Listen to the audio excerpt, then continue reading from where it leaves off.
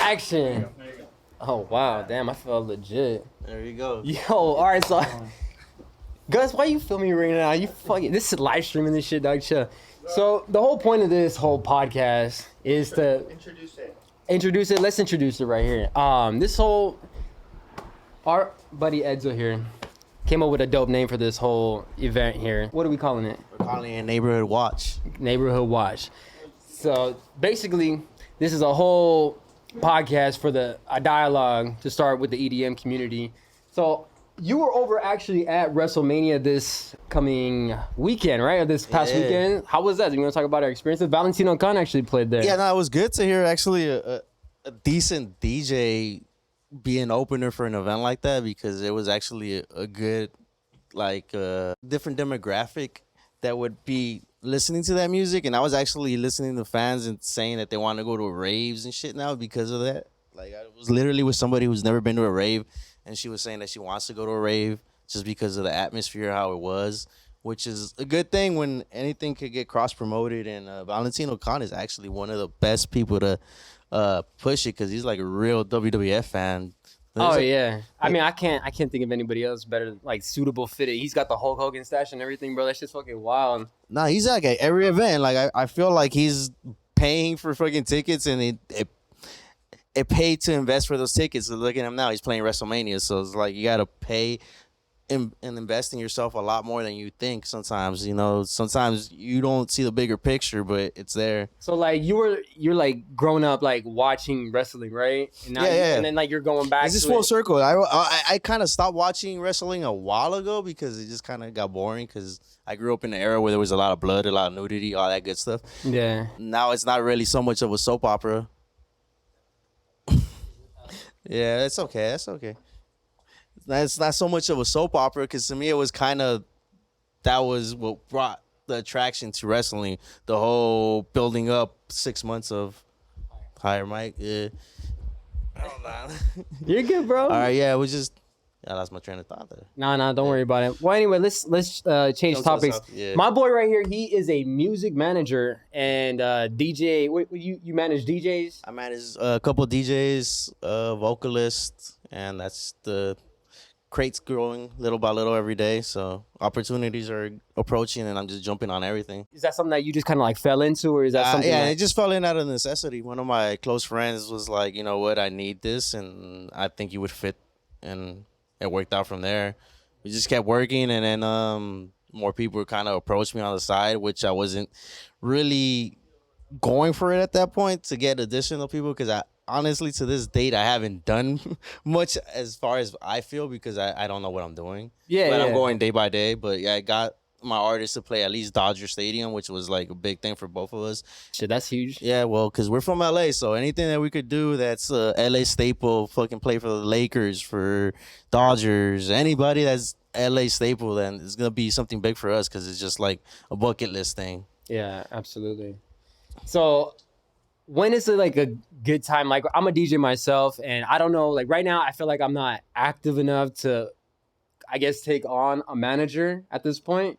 But like, when do you consider yourself ready to get a manager in like the scene? I feel maybe you could tell when you have too much going on that you can't stay on top of everything, and you'll figure out like, yeah, I need help with this. And that's the biggest thing. Like, I think finding out that you need help in certain things, it's kind of hard to say it. So it'll take some time for you to realize like that you need a team to be behind you, whether it be a PR person, because it doesn't necessarily have to be a manager, but you could have someone to help you out and position yourself. You could have an A&R to help you develop what you're trying to develop, or you could get a PR person to help you with the publicist side. They're not necessarily your managers, but they're helping you, and it's like playing chess. You need all these pieces to play chess to get where you need to go. So it's harder to do it yourself, but if you have a solid team behind you, you're gonna get further than doing everything by yourself, because it's gonna be that much harder by yourself.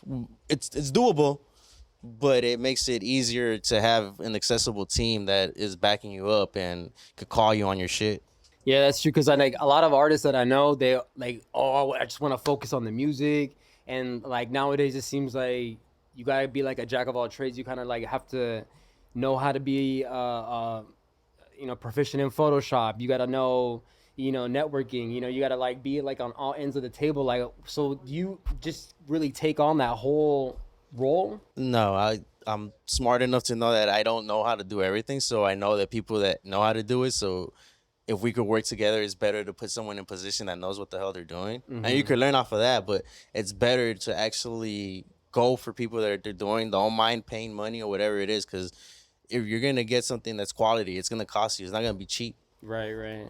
So it's like anything that lasts is gonna be worth investing in it. So it's like you could take the shortcuts on everything, but it's not gonna last as long as you think it will. So it's just more so, again, investing in yourself, and then if you think you're worth that investment, then go for it. Because that's what a lot of people are lacking. Like, you can stay in your comfort zone for so long and not do much, but if you throw a little bit extra, it's gonna go a long way. It might take a little longer than a lot of your peers, but again, if you want to do it quick, then go pay $15. You'll get your verification real quick because it's accessible now. Yeah, we were just talking about that, like, not like behind the scenes, right? Oh, because I have friends that are actually like 6 months ago were pitching for me to get artists verified, and it was a $4,000 whole thing where they would get you by, I don't want to drop the name of the company, but they'll do a whole review and a whole write up on you to get verified, and it was just a whole.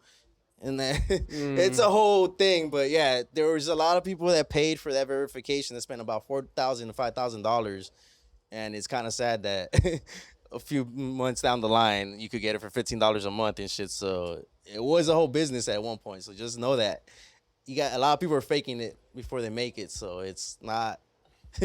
Bro, it's wild. I see like a whole bunch of like people, like just people that you probably would never even like notice before. Like, what? Like, let me look into this blue check. Why you got a blue check commenting on this shit? So you look further into it, and you see this person, you see their page, and it looks just like a bunch of like random bullshit.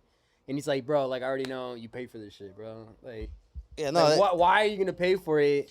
Well, that's the thing. Those that know, but then there's a lot of people that don't know, and they could get fooled. So a bigger part of that is that they'll believe you. A lot of people are gullible. If you know how to play the position and play like you know what you're doing, that's what's gonna happen. So that's what's up. Y'all want to give a quick shout out to the Wood class for letting us provided this space for us to actually hold this today. This is our first go around, and this is more of like a test, kind of see what we got going on here. And so far, I like what we got going on here. Yeah, I just think we gotta get a couple more topics just so it could just be a little bit more of a flow. But we're at it. We're drinking.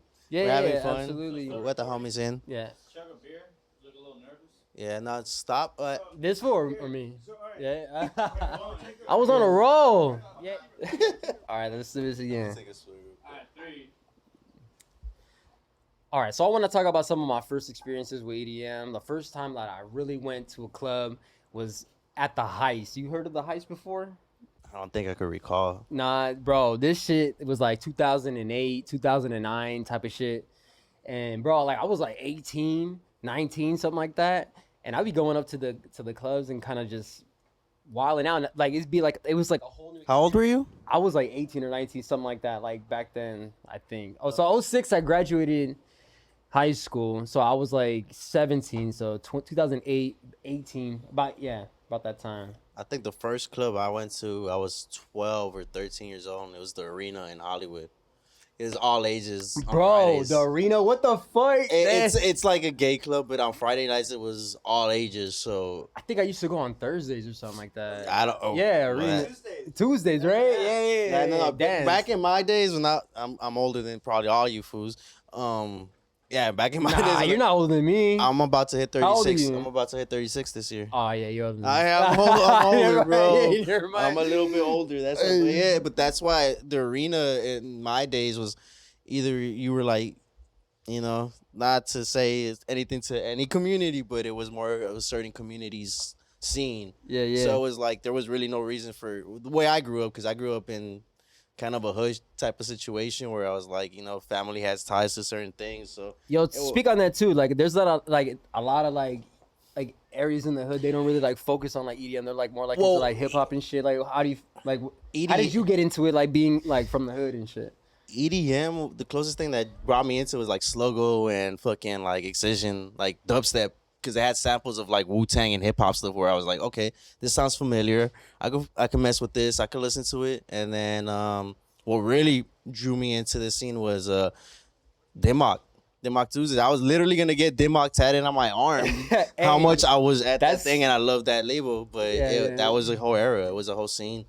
Bro, Dimmock Tuesdays is pretty much like where I seen like a lot of my friends kind of like it's like a stepping stone into like making it big. You know, I've seen like a lot of foods like really get some shine from Dimmock Tuesday. It's like the pinnacle. It was like a milestone for a lot of DJs and stuff like that to be able to hit like Dimmock. And I remember like lining up the line around what was it called? Cinespace, right? Yeah. Cinespace, bro. Fuck. Well, I got lucky that I showed up one day and I noticed that my high school friend was at the door, so that was my in. I never had to really wait for a line. I would just pass by and get. Oh, shit must be nice. It was super nice because I was a nobody. Yeah, because the thing was, not to knock Denmark, but they had this whole thing where it was like a free shot in a beer before a certain time, but they wouldn't never let the line in at that time. So by the time you got in, you didn't even get that special. They were just bringing the line in, so the line will be long as hell, and it'll look like, oh, this is popping. And like if you're walking on the boulevard, you pass by, you're like, what's going on? Like, I mean, it just brings you in. I think it worked, right? It was the smartest. It brought a lot of people in. I bumped into like Hyde from the '70s show in there. I bumped into what the fuck, Jonathan Davis. Hey, that fool got canceled, but you can't talk about him. I just like, you guys canceled them. I grew up on them, so I'm not canceling everybody. Hey, dog, everybody's got rape charges, dog. He's canceled, dog. Oh, that's what he got. Okay, he's canceled. He's canceled, dog. All right, anyway, bro, that's fucking wild. Like, what clubs like have like what like? There's so many clubs that are like graveyarded over here in LA too. Like, bro, one of the after hours that's like one of the things that I went to a lot was Agatha. If you know where that is, it was like straight by like Skid Row. That was like another place where you find a lot of people from different walks of life just there at the after hours. And shout out to the late night laggers. They were part of me being at a lot of those places. Hey, yo, I know the late night laggers. Shout out to the late night laggers, all right? And some Suelo, because I met both of them being at a club event at Los Globos, and I bumped into my high school friend named Edwin, which we both have the same name. And he's like, Edwin. Yeah, so he's like, yo, we have an event upstairs, and I went upstairs, and it was just popping. And after that, I was like, all right, let me just start going to their events. And then he's a little older than me, so he introduced me to Late Night Ligers, which is like a younger generation. Both of them were running together, and then from there, it's just like who was it that introduced you? Gazoo, DJ Gazoo. His name is real name is Edwin, and he introduced me to the Laggers because they were doing a lot of calentura back in those days and stuff like that, which is not around anymore. They were doing it with Fania and stuff. Shout out. That's crazy because that's like really where I got my start. It's like my boy, he brought me in. He was throwing like a party, and we kind of like, you know, just started turning up, and it started getting fucking wild, you know, and there was so many like different like venues that we used to go to. We used to go to. You heard of this spot called Vertigo? Yeah. R.I.P. Vertigo. But yeah, that was a long time ago. There's so many like, and then the Bunker. Have you heard of the Bunker? Yeah, they had a lot of like Das Bunker. Not Das Bunker, but it's the Bunker. That's what it was. Yeah, something the Bunker. Different. Wasn't it like? Didn't they have like heavy metal shit there too? I don't know. We used to just throw. That might be it, but yeah. But yeah, speaking of Moonbathon, bro, that's like I said, like I got into like in that era, bro. So that was like what 2011, 2012, kind of like where it started kind of picking up some traction. Yeah. And we got a couple dope artists, and I think like the best event that we had was when we booked Munchie. Yeah, I think everybody, all the homies were here, everybody here, even working on this production. My boy Juan, Kurt. And Munchie's the guy, bro. Like if you're doing Moonbathon, like. And you don't know who he is, and I don't know. Like, anything you do, you need to study the greats or whoever started whatever you're doing so you know what you're doing. And if you don't know who Munchie is, then really, I don't know if you should be doing Moonbathon. Right. And it's crazy because, like, Moonbathon, it seemed like it was, like, really popular at some point. And then, like, things started, like, changing, you know, like, with everything else in the EDM scene. It seems like there's like always a shift in what's popular at this time. Like like when I got in, it was Moonbathon, and then like it started getting into like trap, and then everybody was into like trap, and then it got into like hard style, and then from like hard style, I got into like house, and now everybody and their mom is like jumping on the house train. Everybody, and now like it's already shifting from like house to tech house, and then from tech house to fucking techno. Right now, and it's techno. Everybody's on fucking techno. No, right now it's bro. techno, Like, bro. Everyone's techno right now, right? It's cool. It's cool. Yeah, I fuck with it. I fuck with it. It has its moments. Cheers like to techno, bro. Fucking cheers to techno. Cheers to the after hours, because they're the ones making techno what it is right now. Speaking of that, for all our like DJs that are like tuning in right now, like who are like some good people to look out for, some dope parties and stuff like that? Because this is a platform I want to boost everybody up with us at the same time, and I want people to be like, oh, like I fuck with these dudes, because like I fuck with a lot of people, bro. You fuck with a lot of people. Yeah. Let's speak on it right now. Like, who is worth mentioning right now during this podcast? Honestly, what afters do you be going to? Honestly, the one that's been putting on a lot of our friends that they've been playing is Lick and Dip and Underwear. So shout out to them. And there's a couple other ones coming out, like Night Slut is doing their thing too. Like, you know, it's not being noticed. But it's a crazy thing, because maybe 3 months ago, there was a couple that were dominating. This past like couple of weekends, I've been noticing there's maybe like 3 or 4 coming out of the Whitworks. Like it's just all over the place and shit. So they're just spawning out, right? Well, it shows you that there's a want for it. So, you know, there's gonna be supply and demand. So if not that many people can make it to certain areas, because again, these are warehouse parties and they are in sketchy areas, so it's not for everybody.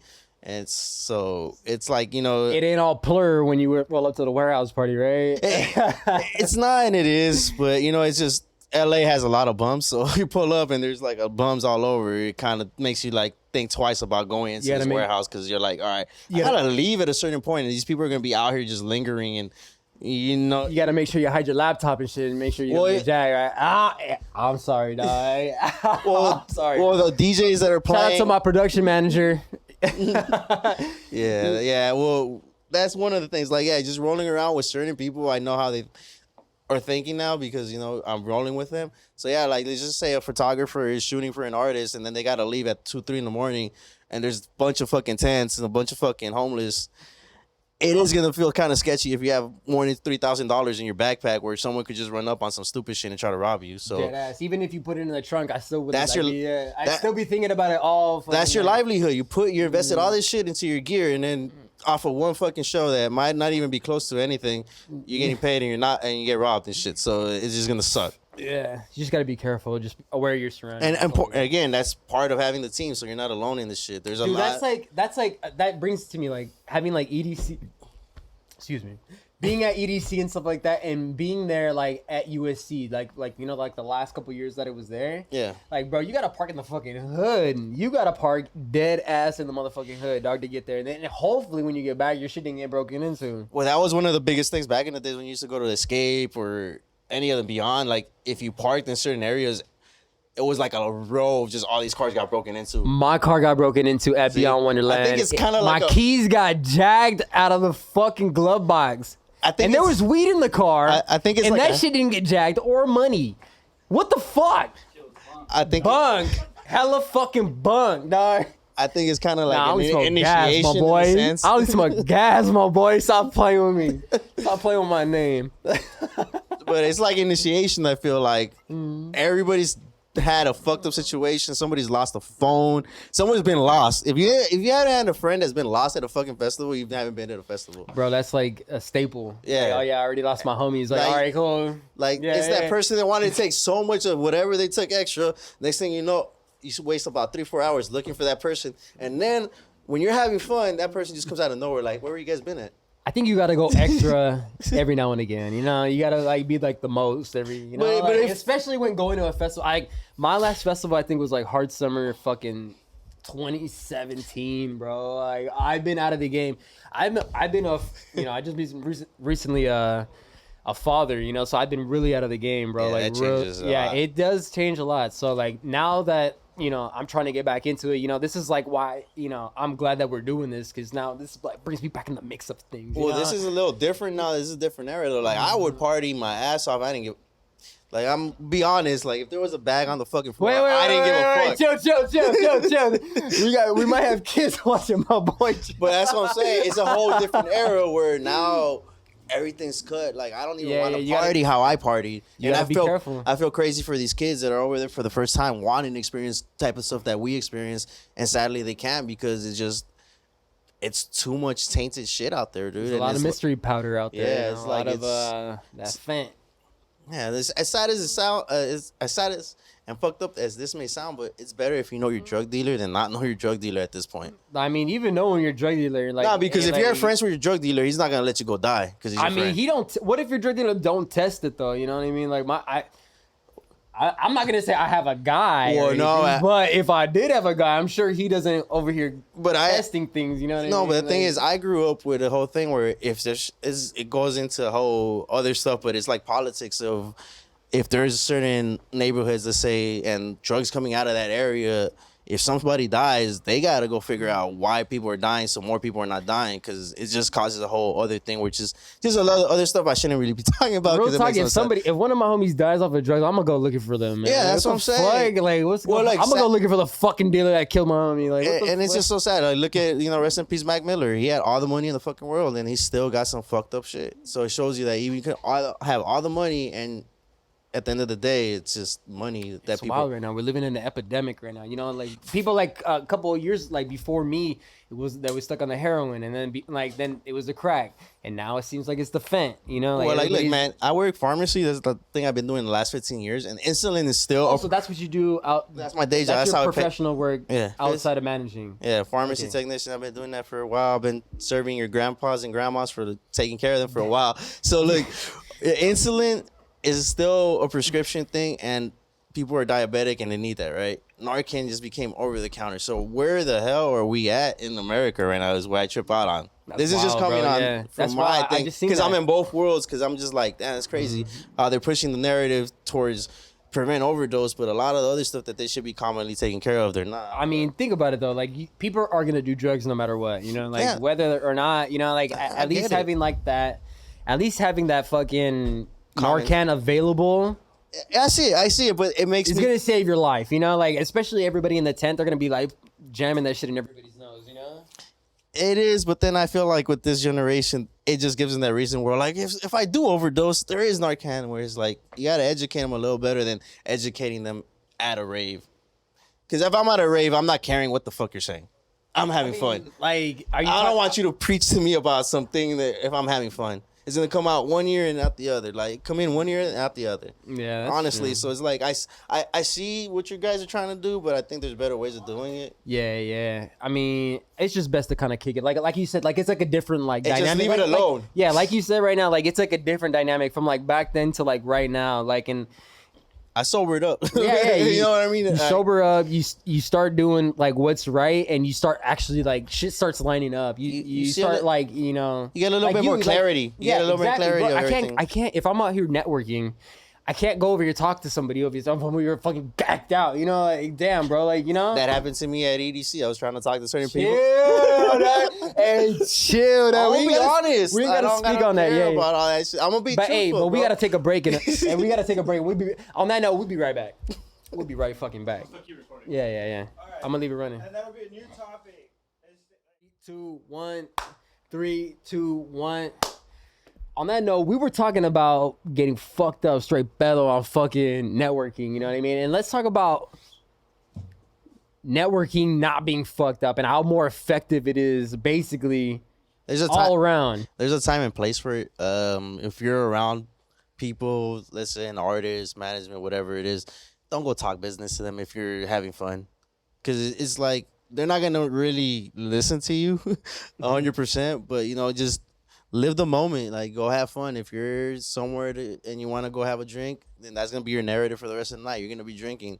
Don't go over there pitching ideas because it's not going to make any sense. But if you want to go pitch ideas, maybe you go sober so it makes more sense of what you're saying, because people will take you more seriously when you're sober than even a little tipsy or drunk. Like, you don't want to make that your look. You can kind of like get a gauge off of somebody like based on like, damn, this dude's straight fucking sweating in the club, like, bro, and it's like got AC, like this is on one, you know, like you kind of know, like at that point, like I'm talking to somebody who's fucking lit, bro, so nothing I think gonna fucking matter. So if you're talking business drunk, so what makes me think you're not gonna be fucked up doing business? So like, let's say we're doing something, how do I know that you're gonna be putting your 100% when you approach me already drunk? Like, you might be all on whatever when you're doing what we're supposed to be doing. So it's like better to reach somebody sober so they know that your mind is 100% set on what you're doing and it's just not kind of sketchy. It's just little things like that I notice, and I think as a manager or anybody that's a big label, they're gonna notice that. Like, why are we gonna invest or throw money on someone that doesn't look like they're gonna be a liability more than anything? They're probably gonna lose out on that money. It's like, so you'll probably get a smile or something, but you probably won't get called back because they'll be like, yeah, that person was a mess when I met him. Yeah. I don't need that around. That's facts, bro. Like, you want to surround yourself around people who are fucking making moves. You don't want to like surround yourself around like some messy motherfuckers and shit like that. And that kind of like rubs off on you. You know what I mean? As much as like it's an affiliation thing nowadays, like who do you run with, cliques that make you as big as you are, you do want to surround yourself with people that are not just yes man and are just gonna be like, yeah, go for it, go get fucked up, or they're getting fucked up with you. Somebody gotta be a little bit more of an adult in the whole situation. Yeah, you gotta have your own mind. You got your own decisions, your own like. You don't want to like fall in line with everybody and just jump off the cliff. You know, you want to be able to like assess the situation and be like, okay, this is what I'm gonna do. The accountability, that's the thing, bro. Like it's hard for people to be accountable. Myself, like, you know, I still have my days where I'm like, I want to be a little reckless, but I'm like, you know what? I already know in a day or two I'm gonna be regretting that recklessness. So it's just, why even go through it? Why put myself through it? Because it does have more effects now. Because if I'm a manager, if I'm fucked up and so-and-so goes and reaches out and I'm not around, like, what good am I then? Let's change the subject real quick. So you're starting out, you're still new to this, you know what I mean? Yeah. At the end of the day, like, what is like your goal? Like with your artists, like what is your goal to get your Honestly, I want to travel, bro. Yeah, that's one of them. Be able to travel with your artists. I want to do little things like that I see other people are doing that you're just I watch a lot of people that probably other people don't even follow, or because they don't seem like it's a big thing, but there's people that are doing a lot of things, traveling the world off of other people's money. Yeah. And like I said, it doesn't even have to necessarily be like your artist's money. It could be like the promoter's money, where you include it in your writer, where you have X amount of dollars for flight, hotel, travel, food. At this point, like, I don't care about getting paid, but if you pay for me to fly out, that's even bigger, because I'm killing two birds with one stone. I want to travel and see the world. That's the business that you're going to be doing with your artist. You're like, hey, like, you guys want my artist. He's making like numbers. You know, he's doing something. You know what I mean? Like, let's talk numbers, bro. Yeah. And then that's when you get your flight, your booking, and all that shit for yourself. And not necessarily. No. Not necessarily. I get it. No, I get it. An artist, but managing is a type of art in a sense, right? Bro, so like, I guess you would be considered an artist as well, you know? It is a form of that, but I try to model it more like a Big Brother situation, where I'm not managing anybody that I don't really care for. Yeah. Like, I gotta care for them. Like, I can't. Like production too. Like, sorry, I didn't mean to cut you off, but like production too. Like, like these dudes like are fucking like artists, bro. They know what to do. They set it up, and whatever you guys are seeing right now, if this looks cool, whatever it is shout out Juan, Kurt, Waste Youth. Yeah, for reals, because like these are your regular camera people. Like they actually shoot your favorite DJs, and you guys probably don't even know. Why don't y'all come over here real quick, man, so the camera can kind of see you? Like, Kurt, come on, man. Why y'all being shy? They don't want to be on camera. These fools are being shy. They're like, no, we're gonna stay in the back. The plan was to have 3 people or more besides me and Roxanne, but it didn't work. For the next one, we're gonna have They're saying the next one, but I feel like the next one's just gonna be the guests that we're gonna probably end up having. We'll have more guests and shit. Now we're gonna get 4 mics. Even better. Yeah, come on, dude. But yeah, it's okay. Like myself, I've honestly been on the air with the Baker Boys, and it was on Dash, and we could curse and everything. But as soon as they had me do a segment, I froze, and I'm over there asking, "Can I curse?" When I know damn well that I could. You only got one shot, but I got one chance. It was like a deer in headlights. I was like, "Oh shit, this is it!" Like I froze, and that was my time to shine. But hey, bro, I think it's right now. Honestly, I think Juan is just a little bit more of scared than anything to be behind. You scaredy cat. Nah. Hey, but he's the homie. Okay. He's the one holding it down. It's okay because he makes us look good. So yeah. You guys don't have to see his face. He'll be on the next one. But me and Juan go back. You're the one asking me a lot of questions. You want to know a lot of stuff. How did you meet Juan? I'm asking a lot of questions around here. I'm asking a lot. So how did you meet Juan? We know each other through mutual friends. And I knew he was into filming. And when I got into the scene, when I got brought in, I was like, damn, we need somebody, documenting this whole shit. Yeah. And I was like, the first person that came to my mind was my boy Juan, and he brought in the homie Kurt. So I'm over here, get that Gert. I'm over here getting everything. The Gert, yeah. I'm trying to That's say his your fucking handle. It's an Instagram. The Gert, like, a lot of us know people by Instagram Juan, handles. Yeah, Juan Solo, there we go. Exactly. Yeah. So I brought them in because they were going to school for it, and they knew like their way around the camera and stuff. I don't know my way around shit, basically. So I was like, I need these guys for some guidance. I definitely need, to show me the way, and like 100%. I remember like my role, like when I was throwing like parties and stuff like that, was basically like getting like go-go dancers or like promoting the party, getting flyers and stuff like that, making sure like. So you promoted? I promoted as well. Yeah, I promoted for Blasted events a little while. That's crazy, bro. Blasted, yeah. Used to throw parties like around the same time that we used to throw parties. Wait, what happened? Shout out John. Shout out John. They. That was one of the guys that used to throw it. Yeah, what's up with them now? They turned into White Rabbit, I think, at the Yost. Oh, bet. White Rabbit. Shout out White Rabbit. Damn. So the thing with Blasted was that, it was a good look for me was they were hosting their events at CineSpace while Denmark was doing their shit. So on Tuesdays, I would be at Denmark. Tuesdays, Saturdays, I'll be at Blasted events. Yeah. And it was the same people that would show up on Tuesdays, on Saturdays. And allegedly, I was just running around with people that were selling stuff. So then that made the promoter kind of notice me that I was hanging with this crowd and then artists and this and that. And they were like, yo, I'll put you on as a promoter. So, and then that, we were promoting, was it Hoochie for one event? And from that, I kind of met the Baker Boys. And off of that, that just brought me to the next level. So you met the Baker Boys through Blasted? That's how... I met the Baker Boys through me doing a post on Instagram, and Eric V from the Baker Boys commented on it. And then he saw that I was posting for Blasted for the Hoochie event. He said, my brother's actually going to go to that event. You should meet up with him. And he invited me to his next DJ event, which was at the Mayan. And it was just me and Nick V.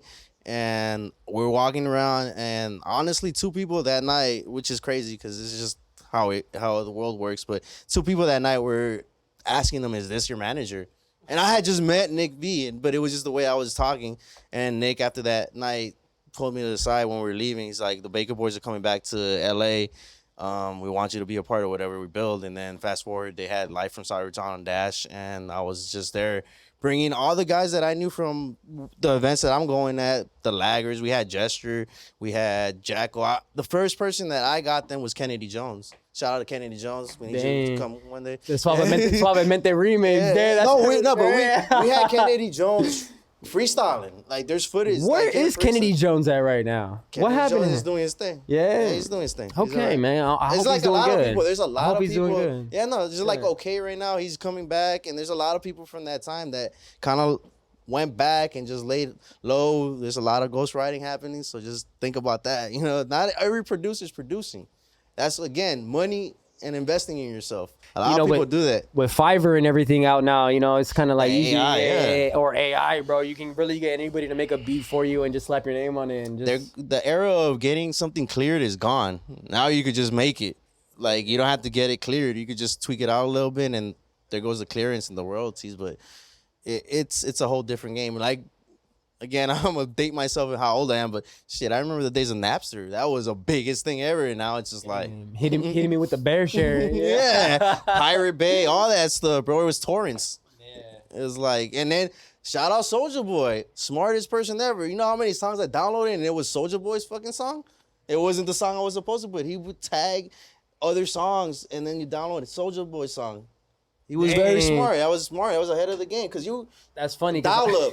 You guys don't know about dial-up, but dial-up took hours for one song. So it was like it was you definitely download an for investment. hours, and you're like, all right, hell yeah, I got the new song, and it's fucking Soulja Boy. So that was been the troll. So I could give it up to him because I remember that shit. That's just a core memory. Soulja Boy was the first rapper to be on Napster. He not be on Napster. He used it to his. It's like Soulja Boy's the first rapper to do anything. You don't know the ongoing joke about that. We did our podcast before we did it. Soulja Boy. Damn, let me Superman that. Oh, some of y'all might not remember that, but damn, we're that old. Real shit. But hey, dog, let's talk about your first rave. Like, when was the first time you went to a rave? It was, well, the first show that I went to was at the Palladium. I think it was Paul Van Dyke? Was it either that or Buren? Paul Van Buren? Is that the right? Is that the right Paul. name? That's Armin Van Buren. I think it was Paul, that one, because it was like, mind you, I didn't know anything about this EDM and all this stuff. It wasn't even called EDM at that point. What was it called? It wasn't. It didn't have a label. It was like everybody had it. This was techno. This was this. It wasn't all under one umbrella. So, anyways, my homie has a room at the Cosmopolitan. First year that the Cosmo's even open, I'm all like, God damn it! All right, they're like, we got wristbands for you. I get an artist wristband. I'm on stage with Tiesto and I'm with Mama Irene. That's my first rave experience. As soon as I didn't even know what Tiesto was at that point. Like, that's funny how you pronounce it, Tiesto, dog. I'm paisa, fool. Yeah, Tiesto, dog. That fool, it's not dog. Tiesto? Nah. It's cool, dog. That's how we pronounce it, homie. But that fool was running the whole thing. Like, I grew up with DJs. One of my neighbors was a DJ Eddie One for K-Rock. No, is it Groove Radio back in the day? 103.1 Groove Radio. Damn, Groove Radio. So I grew up with that being my neighbor. Like, I used to take records to quinceañeras and all house parties. I used to help him and his son because I was best friends with his son. So to see a DJ that would play at house parties and then to see a DJ on stage controlling this many people onto one song, and I'm like, what? I don't know what he's playing, but everybody's into it and loving it. I'm like, wow, this is a whole different world. Because I come from a world where I go to hip hop shows. You step on my shoes, we're gonna end up fighting or some bullshit. Over here, they'll go hug you like it's okay. Oh my bad, bro. Here's my a cigarette. You want a drink or something? You're part of their posse by the end of the night. Like they'll accept you. And I was like, yo, this is a whole different community I didn't even know existed. Where it's showing me that I gotta humble myself because I carry myself like how everybody else carries themselves. Where it's just like we carry ourselves like with a wall up, bro. I've had situations where some people have acted crazy and they thought they were gonna be the crazy ones, but it just didn't turn out like that. Because I was running around with a lot of different groups, and there was one time where it got a little out of hand, and it shouldn't have. But that was a whole different thing. But that's my whole thing was I met people that were like, oh, I'm in college. I'm a doctor. I'm this. And I'm like, dude, I would have never known how hard you're going. Yeah. But it's because for that weekend, you get to leave all your worries and everything at home, and you get to just experience life like you should, because we're programmed to be conditioned to wake up and do the same routine at least Monday through Friday for a certain amount of hours. That's the regular people. Like, all of us are regular people. Like, we can fake it that we're doing all this other stuff, but most of us have regular 9-to-5s, and probably we don't love it as much as we should, but it's paying for everything else. That's what makes me wake up every day, where I'm like, if I need to go buy this piece of equipment, if I need to go to this thing, or I need to fly out somewhere, I have the money for it. Other people are over there bumming it on, like, borrowing money for shit when I don't need to borrow money. I could lend money to people and get the mic up. Yeah, my bad. It's cool. No, you guys got to tell me. But no, it's just, it's a different situation when you want to do something for yourself. You got to understand, and I keep going back to it, but it's investing in yourself. That's the biggest thing I could say. That's the key thing. Like, the money's in the come and go. Like, the president that was a president a while back, Trump, he went bankrupt how many times before he became president? So just remember that you could go bankrupt and become the president. So nothing should be able to stop you in this country. Like, so what's up? You gonna vote for Trump? 2020, whatever the fuck. I don't know, bro. I don't vote. Hey, let's keep politics out of this, man. I don't believe if we're gonna talk about politics, let's talk about fucking EDM politics, bro. You know what I'm saying?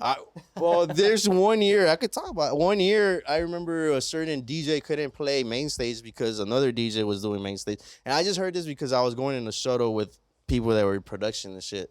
And they just didn't want to have this DJ on stage because the biggest DJ that was playing that night didn't get along with the other DJs, so they just kind of did some other thing where they put the other DJ on another stage. And I don't want to say more because then you guys can figure out what happened, but it was just a lot of BS. I was just like, wow, there's a lot of politics into this.